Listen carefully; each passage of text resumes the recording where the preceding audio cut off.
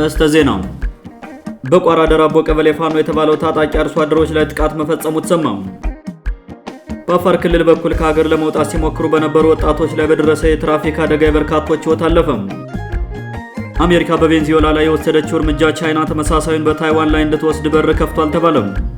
ሰላም ጤና ይስጥልን ውድ አድማጭ ተመልካቾቻችን፣ በመከታተል ላይ የምትገኙ ጃኖ ቅማንት ሚዲያ ነው። አርዕስቶችን በማስቀደም የሰዓቱን ዜናዎቻችን ጀምረናል። ወደ ዝርዝሩ እናልፋለን። አብራችሁን ቆዩ።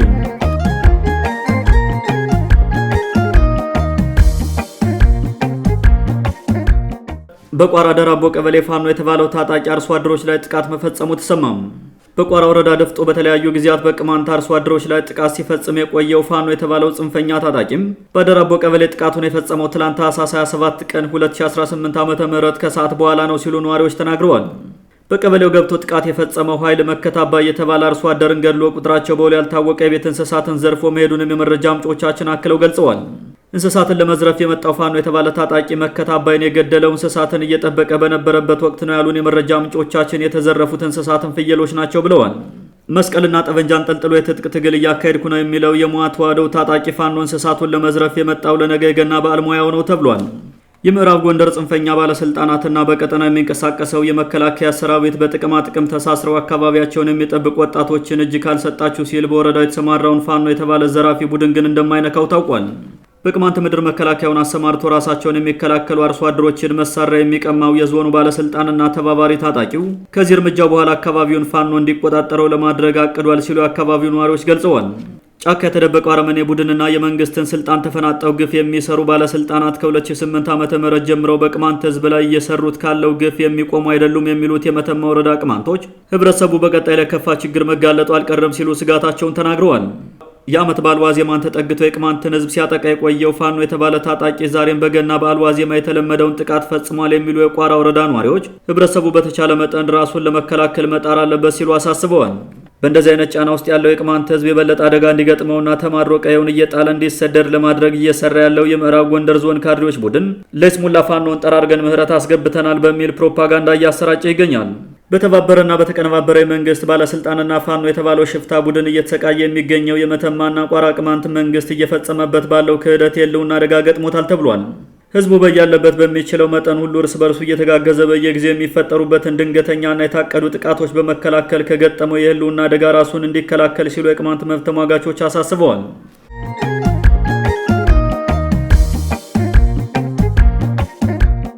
በአፋር ክልል በኩል ከሀገር ለመውጣት ሲሞክሩ በነበሩ ወጣቶች ላይ በደረሰ የትራፊክ አደጋ የበርካቶች ሕይወት ጠፋም። ዛሬ ንጋት 10 ሰዓት ተኩል ገደማ በአፋር ክልል ሰመራ ከተማ በደረሰው የትራፊክ አደጋ ወዲያውኑ የ22 ሰዎች ሕይወት መጥፋቱንና 30 ከባድ አካላዊ ጉዳት እንዲሁም 35 ቀላል የመቁሰል አደጋ መከሰቱን የክልሉ ፖሊስ የገለጸ ሲሆን በሌላ በኩል የለም የሟቾች ቁጥር 22 ብቻ ሳይሆን ከ30 በላይ ነው የሚሉ አሉ። ከተለያዩ ሀገሪቱ አካባቢዎች በህገወጥ ደላሎች አማካኝነት ተሰባስበው በተሳቢ መኪና ተጭነው በጅቡቲ በኩል ወደ መካከለኛው ምስራቅ ሀገራት ለመሰደድ ሲሞክሩ በነበሩ ከ80 በላይ ወጣቶች ላይ የደረሰው አደጋም የመጀመሪያው ባይሆንም የሀገሪቱን ድንበር ሳይሻገሩ ከተከሰቱ አደጋዎች ግን ከባዱ ነው ተብሏል። አሽከርካሪው በወቅቱ አደጋውን ካደረሰ በኋላ አምልጦ የነበር ቢሆንም የክልሉ ፖሊስ ባደረገው ክትትል በቁጥጥር ስር መዋሉ ታውቋል። እነዚህ ያላቸውን የቤተሰብና የራሳቸውን ንብረት እየሸጡ በህገወጥ ደላሎች አማካኝነት ከሀገር ለመውጣት ሲሞክሩ የነበሩ በርካታ ወጣቶች ካሰቡበት ሳይደርሱ ከገንዘባቸው በላይ ብዙዎች ህይወታቸውን አጥተው መንገድ ላይ ቀርተዋል። ለወጣቶች በገፍ መሰደድ በተደጋጋሚ እንደሚነሳው በሀገሪቱ ያለው የእርስ በርስ ጦርነት የወለደው የሰላም እጦት፣ የስራ ዕድል ማነስ፣ የኑሮ ውድነትና መሰል ችግሮች ሲሆኑ መንግስትም ይህን ችግር ለመቅረፍ ከመሞከር ይልቅ ተባብሶ እንዲቀጥል አድርጎታል። በጅቡቲና በየመን በኩል ወደ መካከለኛው ምስራቅ ሀገራት ለመሻገር ህገወጥ የሰው ደላሎችና ስደተኞች በስፋት ከሚጠቀሙባቸው ድንበር ማቋረጫ መንገዶች አንዱ የአፋር ክልል ሲሆን ለዚህ ችግር መባባስ ደግሞ የአካባቢው ባለስልጣናትና የጸጥታ አካላት እጃቸው እንዳለበት ተደጋግሞ ይነሳል። የክልሉ የጸጥታ መዋቅር በበኩሉ በህገወጥ መንገድ ከሀገር ለመውጣት ሲሞክሩ በቁጥጥር ስር አዋልኩ እያለ በርካታ ወጣቶችን ፎቶ እያነሳ በክልሉ ማህበራዊ ሚዲያዎች በተደጋጋሚ ሲለጥፍ ይስተዋላል። በተጠናቀቀው የፈረንጆች 2025 በሰው ሰራሽና የተፈጥሮ አደጋዎች ምክንያት በዓለም ከፍተኛ ቁጥር ያላቸው ዜጎች ከተሰደዱባቸው ሀገራት መካከል አንዷ ኢትዮጵያ ስትሆን ባለፈው ሳምንት ዘ ኢስት አፍሪካ ባወጣው ሪፖርት ጎረቤት ሀገር ኬንያ ከያዘቻቸው ህገወጥ ስደተኞች መካከል 70 በመቶውን የሚሸፍኑት ኢትዮጵያውያን እንደሆኑ መዘገቡ ይታወሳል። በሀገሪቱ የተፈጠረው የተራዘመ ስርዓት አልበኝነትና የእርስ በርስ ጦርነት ህገወጥ የሰው ደላሎች እንዲሁም በርካታ የጥቅም ተጋሪ የመንግስት ባለስልጣናትና የጸጥታ ኃይሎች በመተባበር ወጣቶችን በህገወጥ መንገድ ከሀገር እንዲወጡና ህይወታቸው አደጋ ውስጥ እንዲገባ እያደረጉ እንደሚገኙ የማይካድ ሀቅ ነው።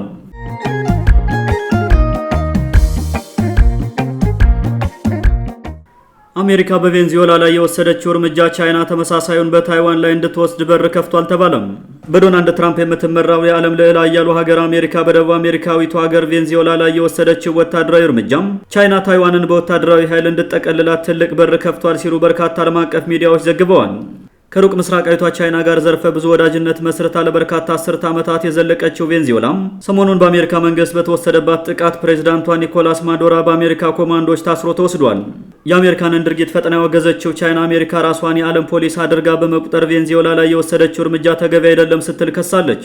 ቻይናና ቬንዙዌላ በፈረንጆች 2023 ኦይል ዌዘር ስትራቴጂክ ፓርትነርሺፕ የተሰኘ ስምምነት ከተፈራረሙ ወዲህም የሁለቱ ሀገራት የምጣኔ ሀብትና የፖለቲካ ትስስር ከፍተኛ ደረጃ ላይ መድረሱን የሚናገሩ ወገኖች አብዛኛው የቬንዙዌላ ነዳጅ ወደ ቻይና እንደሚሄድና ቻይናውያን ካምፓኒዎችን በቬንዙዌላ በርካታ የመሰረተ ልማት ፕሮጀክቶች ላይ መዋለ ንዋያቸውን አፍሰዋል ብለዋል።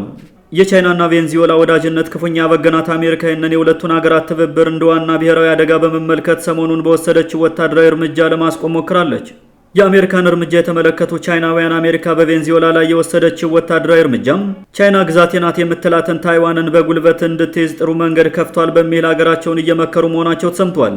ቻይናን የሚያስተዳድረው የኮሚኒስት ፓርቲ ራሷን በራሷ እያስተዳደረች ያለችውን ታይዋንን የግዛቴ አንድ አካል ናት፣ ካስፈለገ አንድ ቀን በጉልበት እጠቀልላታለሁ እንደሚልም ይታወቃል። የአሜሪካን እርምጃ ተከትላ ቻይና የምትወስደውን የአጸፋ እርምጃ ከመግለጽ ታቅባም አሜሪካ በቁጥጥር ስር የዋለችውን የቬንዙዌላውን ፕሬዝዳንትና ባለቤታቸውን በአስቸኳይ እንድትለቃቸው ጠይቃለች።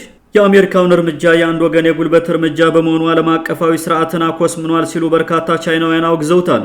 አሜሪካ የቬንዙዌላውን ፕሬዝዳንት በቁጥጥር ስር ያዋለችው በህገ ወጥ አደንዛዥ ዕፅ ዝውውር ነው ብትልም ዋናው ፍላጎቷ ቬንዙዌላ ላይ የመንግስት አስተዳደር ለውጥ በማምጣትና የሀገሪቱን የምጣኔ ሀብት ስርዓት በመለወጥ እንዲሁም ለእርሷ እንዲመቻት በማድረግ ተገዳዳሪዋን ቻይናን ከቀጠናው ማስወጣት ነው ተብሏል። የአሜሪካን ምሳሌ ተከትላ ቻይና ታይዋንን በጉልበት ልጠቀልል ትችላለች የሚሉ አስተያየት ሰጪዎች እየተበራከቱ ሲሆን፣ በሌላ በኩል ቻይና አሜሪካ አይደለችም ታይዋንን ቬንዙዌላን አይደለችም የሚሉ አካላት በበኩላቸው ቻይና ታይዋንን በኃይል ትወስዳለች የሚለው ግምት ትክክለኛ ያልሆነና የማያሳምን ነው ብለውታል። ቻይና ታይዋንን በኃይል ለመጠቅለል አሜሪካ በቬንዙዌላ ላይ ባላት ፖሊሲ ሳይሆን በታይዋን ላይ በምታራምደው ፖሊሲና ተግባራዊ እርምጃ ነው ሲሉ በርካቶችም ወግተዋል። ነገር ግን አሜሪካ ቬንዙዌላ ላይ የወሰደችው እርምጃ ዓለም የሚከተለውን ደንብ እየተወ እንዲመጣ ስለሚያደርግ አንዷ ጉልበታም ሀገር ሌላውን ደካማ ሀገር በኃይል እንድትጨፈልቅ እድል መፍጠሩ አይቀርም ሲሉ ምሁራን ስጋታቸውን ገልጸዋል። በሌላ በኩል ቻይና በምትከተለው ሰላማዊ የምጣኔ ሀብት ግንኙነት ፖሊሲ ምክንያት ታይዋን ላይ የተሰጋውን እርምጃ ልትወስድ አትችልም የሚሉ ወገኖች ቻይና በራሷ መንገድ እንጂ ትራምፕን አትከተልም ብለዋል። ውድ አድማጮቻችን ለዛሬ የነበሩን ዘገባዎችን ይመስሉ ነበር። መልካም ጊዜ ሁላችሁ